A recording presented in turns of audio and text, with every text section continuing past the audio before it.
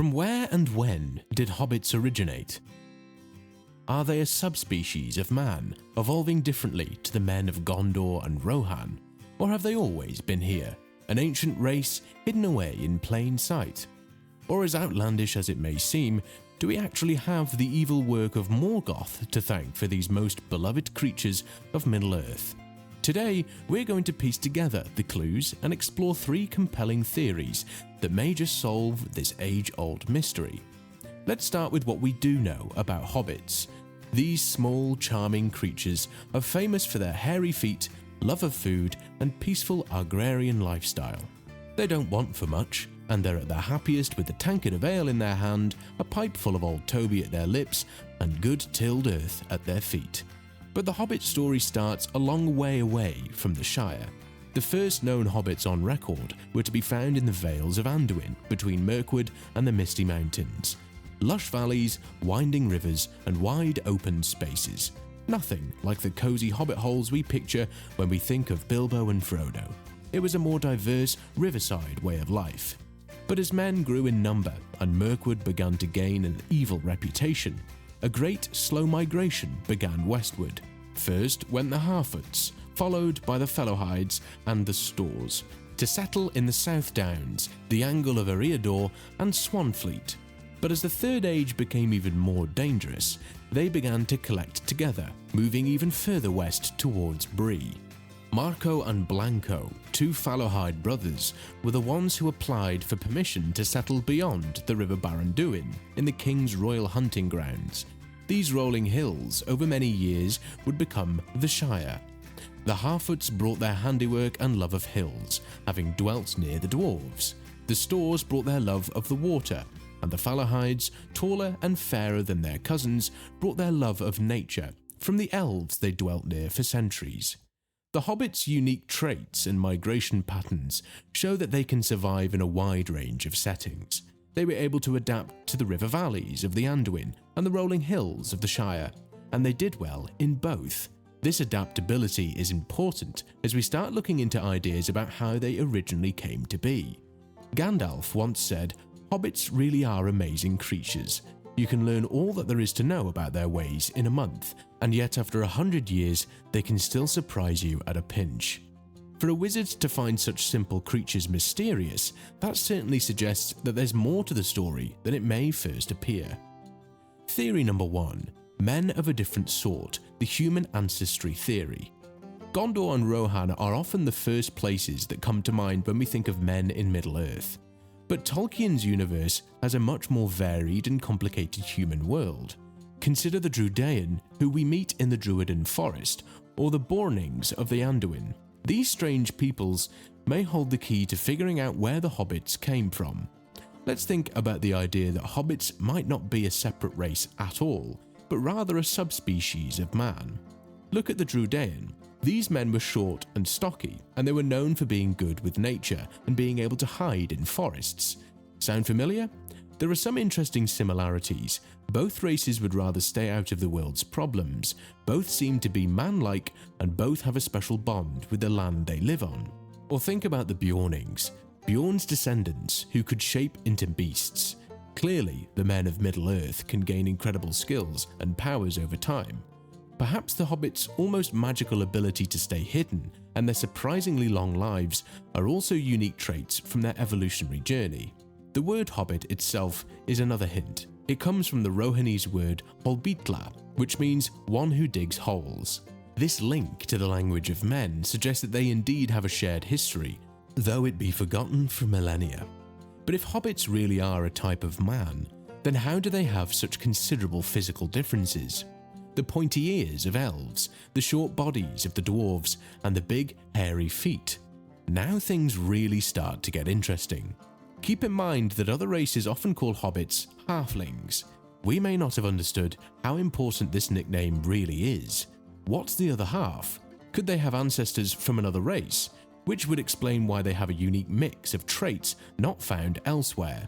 This idea makes us think about what we think we know about race in Middle-earth. It makes us think that history is more complicated and linked than we first thought. It's possible that the lines between people aren't as clear as they seem. The idea that hobbits are evolved men brings up interesting questions about how people in Tolkien's world adapt and stay alive. How did this particular group come to have the traits that make them unique? Was it a change that happened slowly over many generations, or did it happen quickly in response to an unknown event? Let's analyze another theory. Theory 2, born from hiding, the Morgoth escapees. According to this unique theory, hobbits are not just distant cousins of men. Instead, they are a group that changed quickly in response to an existential threat. The threat of Morgoth, Middle-earth's original Dark Lord. Morgoth, who was also called Melkor, was the most powerful foe ever faced in Tolkien's legendarium. He was the first Dark Lord and by far the worst, stronger several times over than his assistant Sauron. In the early days of Middle-earth, Morgoth ruled the land. Each race at some point had to decide whether to fight him, join him, or flee from him. This Hobbit origin theory suggests that they were men who took the third option, running from Morgoth's rule, looking for safety and peace to avoid the fighting. And this flight, some say, affected biological changes that turned man into hobbit. Over generations they became smaller, they found it easier to hide and became harder to find. Their feet grew bigger and stronger, which led them to move quickly and quietly over different landscapes. They learned how to blend in with their surroundings, becoming masters of stealth and avoidance. A lot of the things we think about when we think of hobbits fit very well with this theory. The physical aspects, the psychological too. A racial preference for peace and quiet over conflict could be seen as a result from having adapted to live in a world controlled by a strong, evil force. This idea could even explain why the hobbits are so in love with comfort food and cozy living. After living in fear for generations, it's not surprising that their children and grandchildren have a deep appreciation for the simpler things in life. But this idea brings up an interesting question. Where could the hobbits have hidden from the first Dark Lord? Morgoth was an all but omnipresent in the first age of Middle-earth. Where might these early hobbits have found safety? Maybe they ran away to empty valleys where the Dark Lord couldn't see them. Or maybe they found hidden caves or places to hide underground where they could stay out of sight. The hobbits' later hobbit holes show that they were able to live comfortably underground. This might be a hangover from when they first had to hide.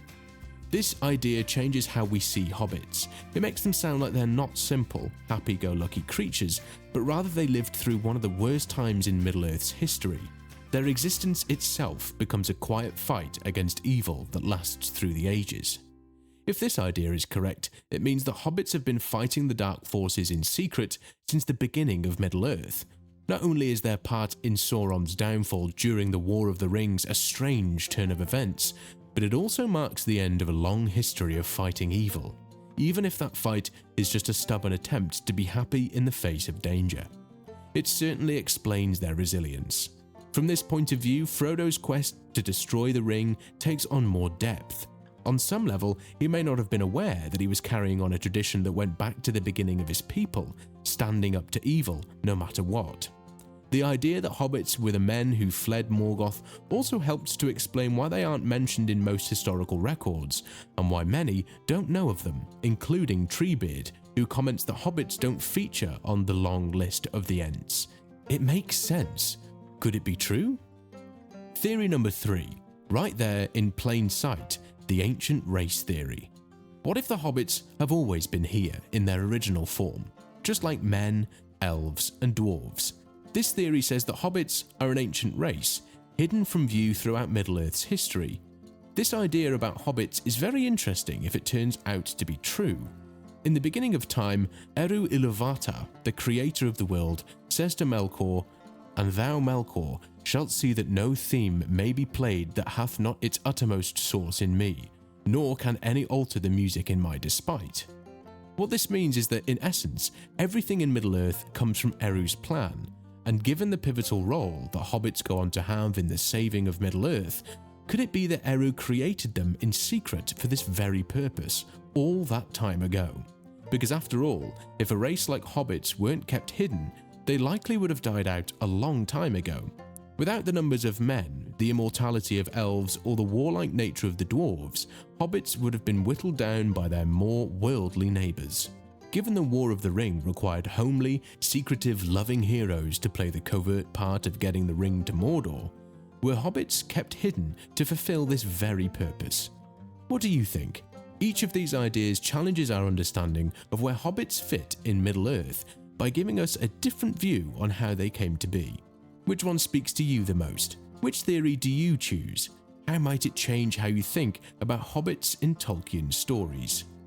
Fantasy Fables is a channel dedicated to the best fantasy books, movies and TV shows of our time. If you want to hear more theories like this, make sure you like, subscribe, comment and ring that notification bell for our next video. And don't forget, you can leave a comment below requesting what you want to see from us next. The comments with the most likes will become the new videos, and we'll give you a shout out. Until next time.